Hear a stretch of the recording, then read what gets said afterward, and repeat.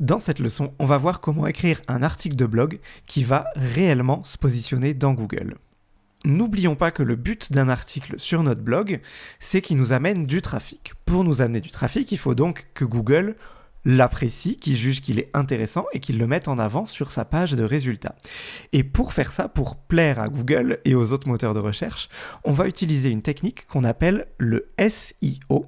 Donc ce sont les trois lettres S, E et O, mais dit à l'anglaise, et ça veut dire Search Engine Optimization, donc optimisation pour les moteurs de recherche. On parle de moteurs de recherche au pluriel. Dans la réalité des faits, on va surtout travailler avec l'algorithme de Google, parce que Google, ça représente environ, ça représente à peu près 85% de la recherche mondiale sur Internet. Donc tant qu'à faire, autant se focaliser que sur lui. Donc l'objectif premier de Google dans sa page de résultats, c'est de faire apparaître le contenu qui, selon Google, va apporter la meilleure réponse aux mots-clés tapés par l'internaute. Donc pour voir ce que Google juge être la meilleure réponse, il faut aller regarder directement la page de résultats. On tape le mot-clé qu'on veut viser et on regarde la page de résultats de ce mot-clé-là. Donc je vais vous faire quelques exemples là et on va basculer sur Google. Alors le premier exemple que je voulais vous montrer, c'est ce qui se passe quand on tape chaussures hommes dans Google. On voit qu'on a une page de résultats qui va globalement proposer que de l'achat pour des chaussures. Donc là, c'est des contenus qui sont sponsorisés, mais on voit que c'est des ventes de chaussures. Le premier lien, c'est Zalando qui nous propose de nous vendre des chaussures. Ensuite, on a Salenza pour acheter des chaussures d'hommes. Courir. Ensuite, là, c'est encore de l'achat. C'est que de l'achat de chaussures. Comment ça se fait qu'on ait ça ?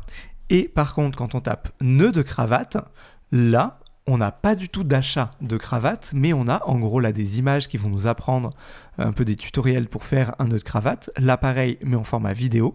Là, comment faire un nœud de cravate. Là, c'est des vidéos courtes sur comment on fait un nœud de cravate aussi, etc. Comment ça se fait que ce soit si différent ? C'est avec ce qu'on appelle l'intention de recherche. Google, en gros, il flique tout le monde quand on est sur les pages de résultats comme ça ou quand on utilise Google Chrome. Et il arrive à voir ce que les internautes aiment ou non. Donc soit il voit en fonction de ce qu'on clique, en fonction de combien de temps on reste sur chaque site, et ces comportements utilisateurs, ils permettent à Google de comprendre ce que la plupart des gens cherchent quand ils tapent un mot-clé ou un autre. Et là, Google a vu que quand on tape chaussures hommes, globalement, ce que la quasi-totalité des gens cherchent, c'est à acheter des chaussures pour hommes. Par contre, quand ils tapent nœud de cravate, ce qu'ils cherchent, c'est comment on fait un nœud de cravate. Ils ne cherchent pas à acheter une cravate. Et donc, la première étape, ça va être de taper votre mot-clé et de voir ce que c'est que cette intention de recherche. Est-ce qu'elle est plus informationnelle comme ici, c'est-à-dire que l'internaute, il cherche une information, ou alors est-ce qu'elle est plus commerciale et il cherche à acheter ou à comparer quelque chose dans le but de l'acheter, qu'est-ce qu'il cherche ? Si moi je prends l'exemple de la course à pied, est-ce que l'internaute, là, on regarde calendrier des courses à pied, tous nos conseils pour progresser, calendrier des courses, tous les conseils de running, bon, a priori, là, il cherche plutôt de l'information. On n'est pas sur du commercial. C'est un bon point un peu pour le blogging parce que c'est plus simple d'écrire des articles informationnels, mais écrire des articles commerciaux, ça se fait très bien aussi. Donc première étape, tapez votre mot-clé et notez ce que c'est l'intention de recherche. Ensuite, il va falloir aller regarder, jeter un coup d'œil au premier site que Google met en avant parce que c'est ceux qui jugent être les meilleurs pour voir de quoi ils parlent, quel sujet ils abordent, quelle taille ils font. Parce que pareil, toujours dans cette idée d'intention de recherche, si Google met en avant que des articles plutôt longs, ça veut dire que l'internaute, globalement, il préfère les articles plutôt longs quand il fait cette recherche-là. Si il met en avant que des articles courts, ça veut dire qu'il faut écrire un contenu court parce que l'internaute préfère du contenu court pour cette requête-là. Donc allez regarder un peu ce que Google met en avant. Voyez s'il y a des thématiques communes et des choses comme ça parce que le but, ça va être de faire mieux que eux, de faire un truc plus complet et qui reprend tous ces éléments. Vous pouvez aussi vous aider de la section autres questions ici, qui sont des questions mises en avant par Google, et les réponses, c'est des réponses prises de certains des articles, et des questions-réponses que Google juge intéressantes dans cette requête. Donc ça peut vous faire des idées de sous-parties, par exemple. Plus vous cliquez, plus ça va faire apparaître des nouvelles questions. Donc voilà, vous pouvez trouver plein d'inspiration là. Et vous pouvez également trouver de l'inspiration en bas, dans les recherches associées, qui sont des mots-clés un peu connexes. Là, on a encore d'autres questions. Donc une fois que vous avez tout ce faisceau d'indices, là, tous ces éléments, on va pouvoir passer à la rédaction. Et donc la rédaction, vous pouvez ouvrir un document Word ou ce que vous voulez. Moi, je suis sur Pages là. L'idée, je vous recommande toujours de commencer par la structure. Donc la structure, ça va être votre titre principal de l'article et vos sous-titres. Vous pouvez avoir des sous-titres et des sous-sous-titres, là, des titres de 3e niveau. Pourquoi faire ça ? Enfin, surtout, comment le faire ?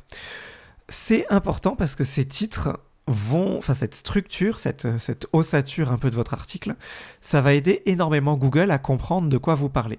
N'oubliez pas que Google, c'est un robot, donc il faut que vous lui mettiez des mots et du vocabulaire riche, beaucoup de contexte pour qu'il comprenne de quoi vous parlez, pour qu'il puisse bien vous positionner.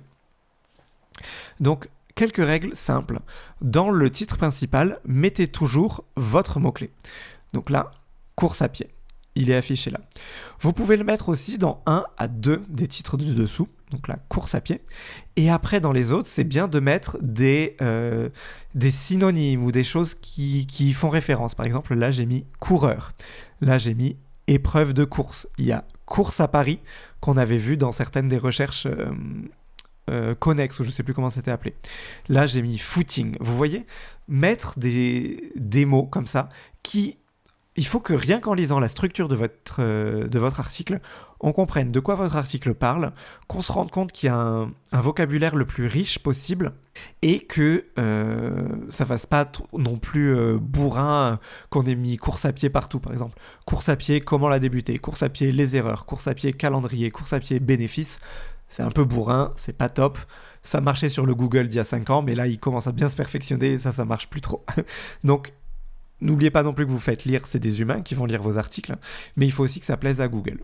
Une fois que vous avez fait votre structure, vous n'avez plus qu'à remplir les trous, entre guillemets, donc écrire chacune des parties.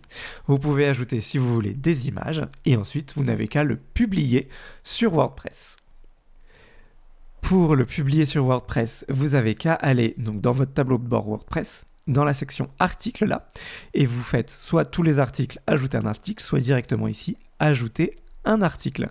Et après, ça se fait exactement comme quand on publie une page, c'est-à-dire la façon de créer le contenu et tout ça, c'est exactement pareil.